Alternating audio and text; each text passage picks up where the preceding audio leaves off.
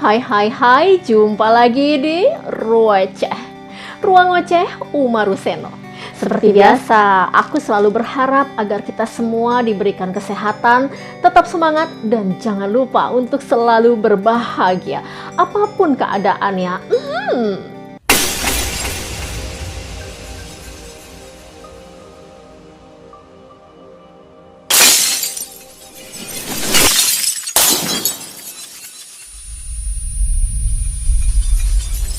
Berkibarlah benderaku,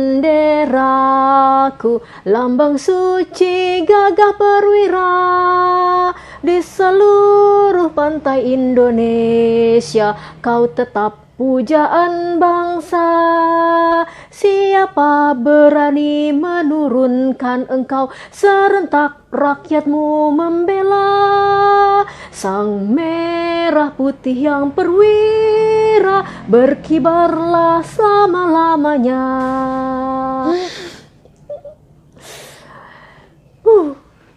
Ada gak sih yang samaan sama aku gitu setiap kali mendengar lagu kebangsaan, lagu nasional seperti lagu tadi, lagu Berkibarlah Benderaku karya Ibu Sut, itu ada perasaan itu merinding gitu, jiwa bergelora, darah kita tuh bergetar gitu.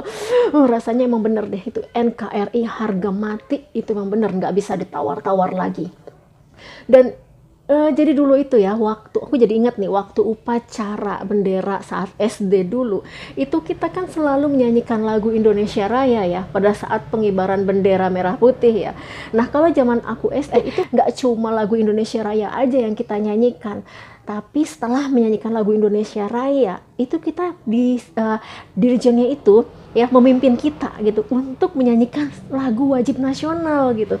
Ada 7 lagu wajib nasional itu yang rutin kita nyanyikan secara bergantian setiap hari Senin, diantaranya itu dari Sabang sampai Merauke, tadi Berkibarlah Benderaku, lalu ada Indonesia Pusaka, ada Maju Tak Gentar, Halo Halo Bandung, Satu Nusa Satu Bangsa, Padamu Negeri, masih ingat gue. Jadi agak bangga gitu ya. Nah itu tuh aku tuh waktu SD gitu menyanyikan lagu itu, memang ada sih, udah berasa gitu, dan ternyata efeknya tuh sampai sekarang kita tuh muncul jiwa nasionalis kita gitu.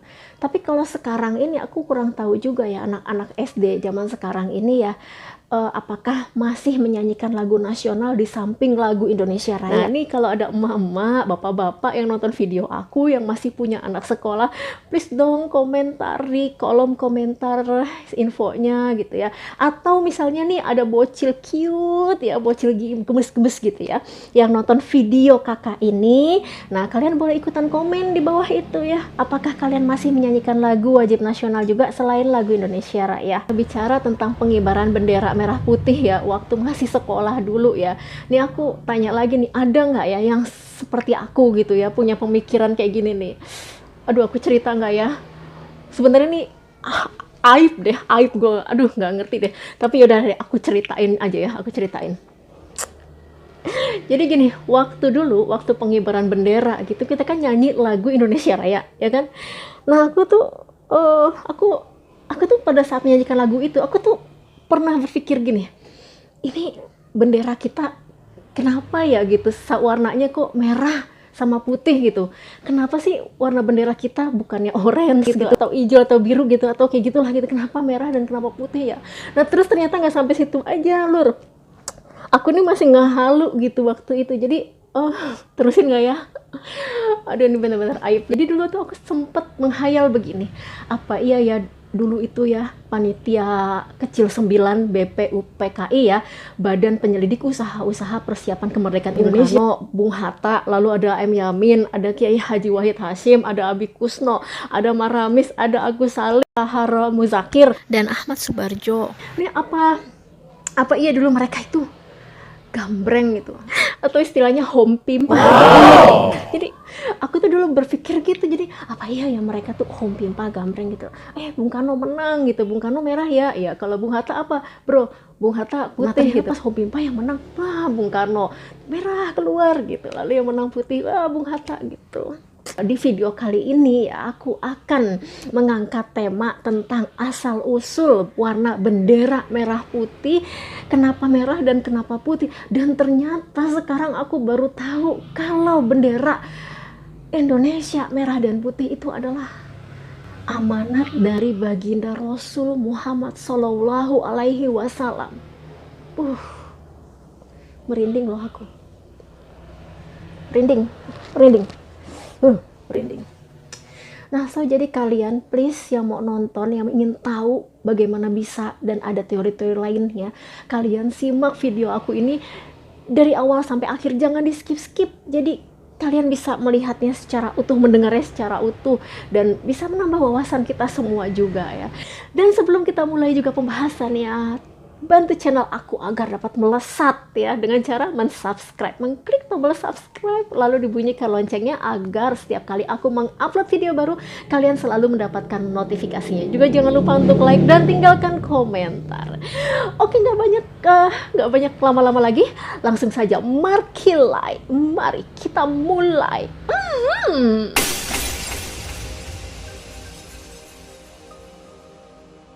Nah, berikut ini adalah teori-teori tentang asal-usul mengapa bendera Indonesia berwarna merah dan putih. Teori pertama, warna merah dan warna putih bendera Indonesia terinspirasi dari panji kebesaran Kerajaan Majapahit yang bernama Getih Getah Samudra.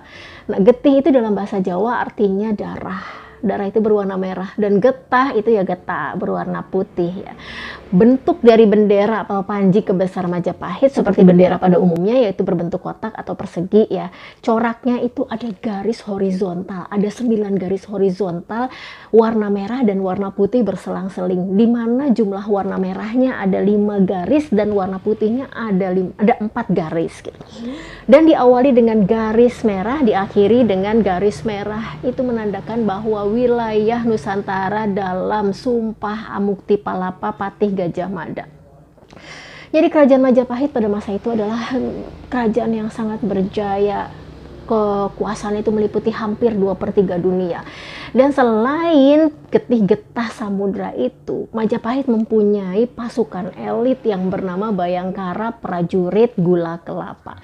Dinamakan Prajurit Gula Kelapa karena gula kelapa itu berwarna merah dan sari kelapanya berwarna putih. Prajurit Gula Kelapa itu ditempatkan di wilayah Tapal Kuda. Kenapa dinamakan Tapal Kuda? Karena wilayah itu yang mengelilingi ibu kota Majapahit saat itu, yaitu kota Trowulan Mojokerto di Jawa Timur sana ya. Di daerah Tapal Kuda itu diantaranya ada Pasuruan, ada Lamongan, ada Bondowoso, ada Madura gitu ya, dan sekitarnya.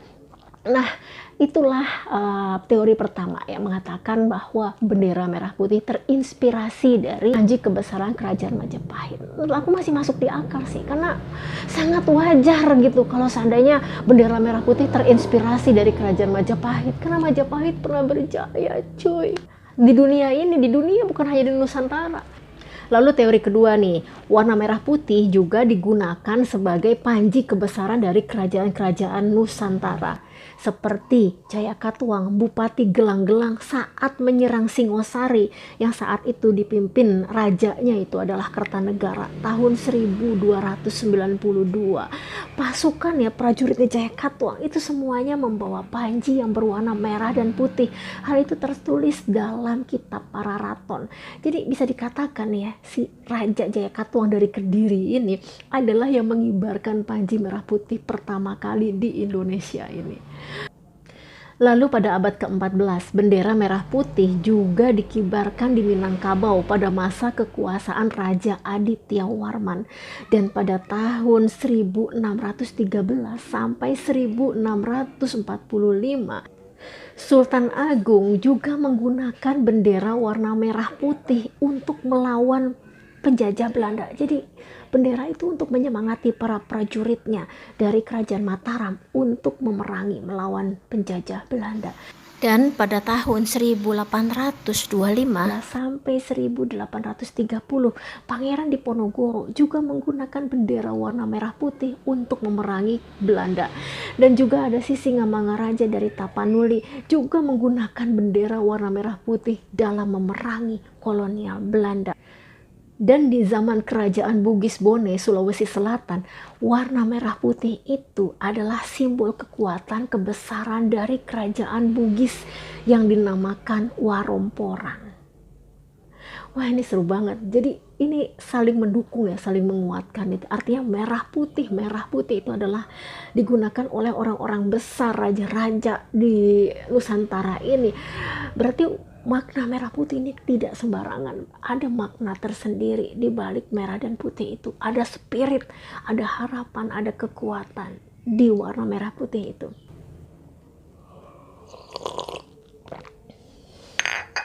Dan teori ketiga, warna merah putih bendera Indonesia itu adalah pesan dari Baginda Muhammad Rasulullah Shallallahu Alaihi Wasallam. Bagaimana ceritanya ya Baginda Rasul berpesan gitu? Baginda Rasul kan hidupnya jauh sebelum Masehi ya kan. Lalu kita merdeka itu 1945. Jadi begini nih ceritanya, dikisahkan Baginda Rasulullah Shallallahu Alaihi Wasallam datang ke dalam mimpi Habib Idrus Salim Al-Jufri. Habib Idrus Salim Al-Jufri ini adalah keturunan Rasulullah Muhammad Shallallahu Alaihi Wasallam. Beliau lahir di Tahrim, Hadramaut, Yaman pada tahun 1892. Dan saat beliau berusia 12 tahun nih, 12 tahun ya. Saat itu aku kalau 12 tahun ngapain ya? Ya begitulah. Tapi kalau anak sekarang 12 tahun masih lagi sibuk-sibuknya main ML kali ya, Mobile Legends ya. Nah, kalau beliau nih guru tua atau Habib Idrus Salim Al-Jufri ini di usia 12 tahun itu sudah hafal 30 juz Al-Qur'an. Oke, lalu beliau datang ke kota Palu, Sulawesi Tengah dan mendirikan lembaga pendidikan Islam yang bernama Al-Khairat. Dan beliau wafat di kota Palu pada tahun 1969 saat beliau berusia 77 tahun. Nah, dikisahkan setelah beliau mendapatkan mimpi, ya bertemu dengan Baginda Rasul dan ada amanat bahwa bendera Indonesia itu harus berwarna merah dan putih. Hal tersebut disampaikanlah kepada Kiai Haji Hasyim Asy'ari. Kiai Haji Hasyim Asy'ari ini adalah pendiri Nahdlatul Ulama atau yang kita kenal dengan NU. Nah, Kiai Haji Hasyim Asy'ari ini adalah kakak kelas dari guru tua ini atau dari Habib Idrus Salim Al-Jufri. Ya mungkin saat itu guru tua ini ya ketemu kakak kelasnya gitu, terus berkata, "Duhai Kanda, gitu. Semalam aku bermimpi bertemu dengan Baginda Rasul Muhammad SAW. Dalam mimpi tersebut beliau berpesan bahwa bila Indonesia menjadi negara, maka benderanya haruslah berwarna merah dan putih." Ya mungkin seperti itulah ya redaksinya ya. Dibuat begini aja supaya seru, supaya yang nonton pada nggak ngantuk nih ya. Nah, hal tersebut ya diketahui ya akhirnya oleh Mbah Hasyim Asy'ari dan diusulkanlah warna bendera merah putih itu sesuai dengan pesan Baginda Rasul yang datang melalui mimpi Habib Idrus pada saat Muktamar NU di tahun 1937. Nah, jadi yang mengusulkan warna merah dan putih sebagai warna bendera Indonesia pertama kali itu adalah Mbah Hasyim Asy'ari, pendiri NU sesuai amanat Rasulullah SAW yang disampaikan melalui Habib Idrus Salim Al-Jufri lewat mimpi. Dan menurut Kiai Haji Adnan Anwar, beliau adalah salah satu tokoh NU. Beliau mengatakan kalau konsepsi NKRI ini sudah ditetapkan oleh para ulama jauh sebelum Indonesia merdeka. Hal ini dibuktikan melalui dokumen yang ia temukan pada tahun 1783. Hasil dari Batsul Masail di Masjid Baitur Rahman Aceh. Dalam dokumen tersebut tertuliskan, bila Nusantara menjadi negara, maka namanya adalah Al-Jumhuriyah Al-Indonesia. Dan Kiai Haji Adnan Anwar ini terus melacak dokumen-dokumen mulai dari Aceh sampai Pattaya, bahkan dia melacak sampai ke perpustakaan Jerman dan bertemu dengan seorang profesor di sana yang bernama Profesor Sebastian. Di situ ditemukan bahwa nama Indonesia itu baru dikenal bangsa barat pada tahun 1832. Dan teori yang mengatakan bahwa warna bendera Indonesia ini merah dan putih diperkuat juga oleh sebuah buku yang berjudul Api Sejarah karangan Ahmad Mansur Suryanegara. Dalam buku tersebut dituliskan warna bendera merah putih adalah warna bendera Rasulullah Muhammad SAW. Ahmad Mansur Surya Negara ini menegaskan bahwa bendera Rasulullah itu berwarna merah dan putih. Hal tersebut berdasarkan kitab Al-Fatan jilid 9 halaman 340 yang dituliskan oleh Imam Muslim. Dan Ahmad Mansur ini kembali menegaskan pendapatnya bahwa bendera merah putih itu adalah bendera milik Rasulullah Muhammad SAW. Hal tersebut berdasarkan buku yang berjudul Kelengkapan Hadis Qudsi yang dibuat oleh Lembaga Al-Quran dan Al-Hadis Majelis Tinggi Urusan Agama Kementerian Wakaf di Mesir pada tahun 1982. Ada di halaman 357 sampai 374, di mana tertulis ada hadis Nabi yang berbunyi, Allah menunjukkan padaku Rasul dunia, Allah menunjukkan pula timur dan barat, Allah menunjukkan dua perbendaraan kepadaku, merah dan putih. Nah, dokumen-dokumen itulah yang memperkuat teori yang mengatakan bahwa warna bendera Indonesia merah putih ini berasal dari pesan baginda Rasul Muhammad SAW. Nah, kalau menurut kalian bagaimana? Tapi kalau menurut aku sih dari teori-teori tadi ya, rasa-rasanya yang paling lengkap nasabnya ya, atau kisahnya di dokumentasinya itu ada di teori ketiga ya, bahwa bendera merah putih ini adalah amanat dari pesan dari Rasulullah Muhammad SAW gitu ya. Karena lengkap dari dokumen tahun 1837 yang ditemukan di Aceh ya saat bait Masail ya di Masjid Baitur Rahman Aceh. Lalu juga ada Kiai Haji Hasyim Asy'ari ya kan yang mengusulkan berdasarkan mimpi yang diperoleh oleh guru tua gitu pada saat Muktamar NU tahun 1937 gitu. Jadi menurut aku sih yang paling lengkap dokumen ini teori ketiga. Tapi juga ya teori pertama, teori kedua, teori ketiga ya menurut aku semuanya baiklah. Asal jangan pakai teori aku aja yang tadi itu teori gambreng atau ohom pimpah. Aduh ya. Jadi kalian semua juga bebas memilih dan mempercayai teori mana yang kalian anggap paling sesuai sebagai asal-usul warna bendera negara Indonesia. Menurut aku teori 1, 2, 3 itu jangan dijadikan perdebatan ya. Karena kita bebas kan, bebas memilih. Atau kita gabungkan teori 1, 2, dan 3 itu juga boleh ya. Karena Majapahit berjaya ya kan pada masanya. Lalu kerajaan-kerajaan Indonesia juga merah putih. Lalu kemudian dapat diperkuat lagi dengan mimpi baginda Rasulullah SAW. Kan makin kuat tuh ya. 3 aja teorinya ya enggak. Yang nggak bener itu ya kan teori aku. Nah yang aneh itu menurut aku justru kenapa pelajaran aku dulu di sekolah nih seingat aku ya, hal tersebut tidak pernah diajarkan gitu. Yang seingat aku yang diajarkan itu warna asal usul bendera kita merah dan putih itu berdasarkan mitologi bangsa Austronesia gitulah, yang mengatakan bahwa langit yang meyakini kekuasaan langit dan bumi. Langit itu berwarna putih sementara bumi itu berwarna merah gitu. Atau juga dari kejadian di Surabaya, yaitu saat Kusnowibowo naik tangga ya di Hotel Yamato, peristiwa Hotel Yamato di Surabaya. Jadi saat itu ada rombongan Belanda yang mengaku sebagai palang merah gitu datang ke Indonesia, tapi kayak tanpa permisi gitu, tanpa kulonuwon gitu. Sementara kan Indonesia sudah merdeka, sudah punya pemerintahan ya. Nah mereka langsung datang aja ke Hotel Yamato itu.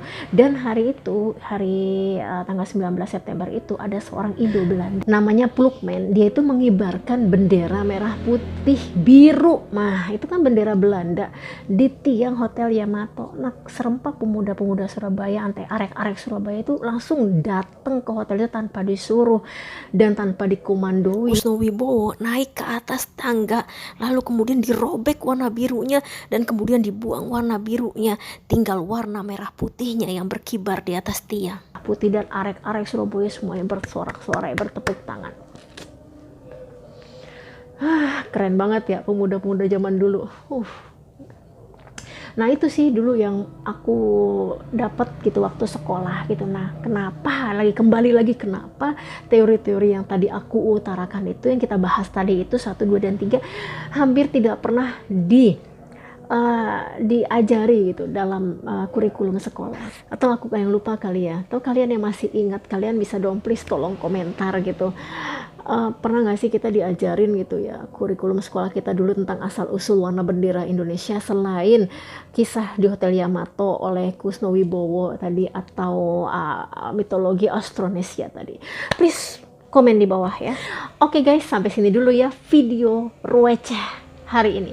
Kuharap kalian menikmatinya dan kuharap kalian mendapatkan manfaat dari videoku kali ini. Jangan lupa subscribe channel YouTube aku, bantu channel aku agar dapat melesat. Sampai jumpa di video receh Umaru Seno berikutnya. Salam receh.